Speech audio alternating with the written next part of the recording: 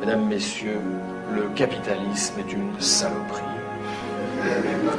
Bon, mais ça, vous le savez.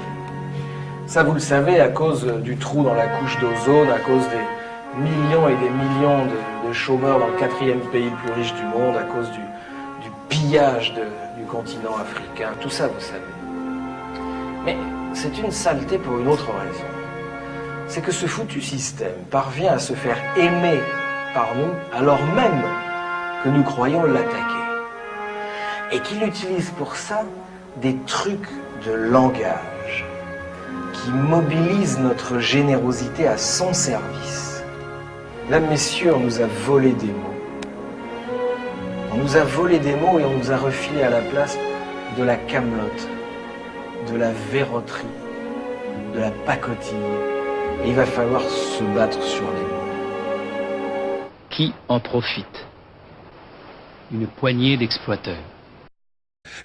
Pour revenir encore une fois à Klemperer auquel vous vous référez, c'est qu'il avait observé que la propagande nazie n'a pas été tant produite par les tracts, les discours, les affiches, enfin toutes les mises en scène connues d'ailleurs du Troisième Reich sur l'inspiration du grand Goebbels, l'irremplaçable Goebbels, mais que ça avait pénétré par insinuation, par imprégnation, par diffusion et absorption inconsciente dans ce qu'on appelait les masses, qui est pas un mot innocent non plus, celui-là. C'est ça.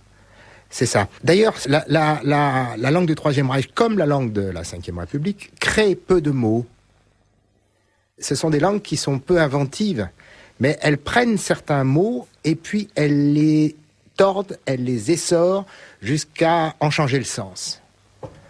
C'est le fait que, d'une part, il y a un mégaphone formidable que donnent les médias, la télévision, les journaux, qui n'existait pas jusqu'à une époque relativement récente. Quand il y avait une chaîne de télé en noir et blanc, c'était pas pareil qu'aujourd'hui.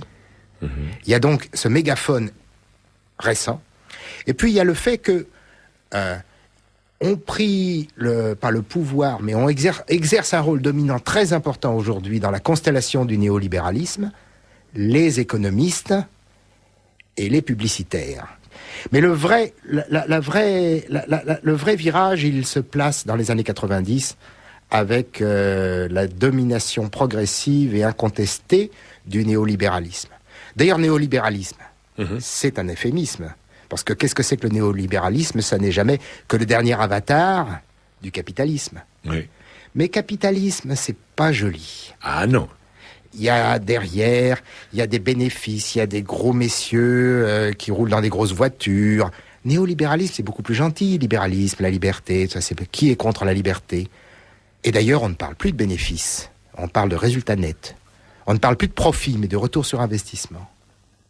Les mots ont changé. La démocratie, ça devrait être Demos Kratos, ça devrait être le pouvoir au peuple, ça devrait être notre pouvoir contre nos représentants quand on estime qu'ils nous trahissent. On en est plus que loin, on est dans le strict opposé, on est dans un régime qui ne devrait pas, que nous ne devrions pas appeler démocratie. C'est normal que les voleurs de pouvoir, c'est comme ça que je les appelle, c'est plus clair, qui sont au pouvoir, c'est normal que les voleurs de pouvoir appellent ça démocratie parce que c'est fabuleux comme idée d'avoir mis ce mot-là à l'envers en disant vous êtes en démocratie et l'avoir répété à l'école, dans les journaux, dans les livres, à tel point que nous en sommes convaincus. Moi, il y a encore 5 ans, je pensais que élection égale démocratie, démocratie égale élection. On m'a appris ça depuis que je suis tout petit.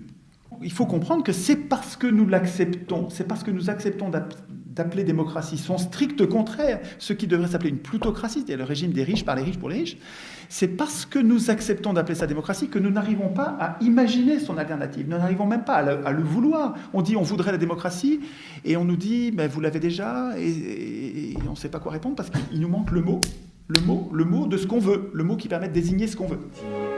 Et il va falloir se battre sur les mots.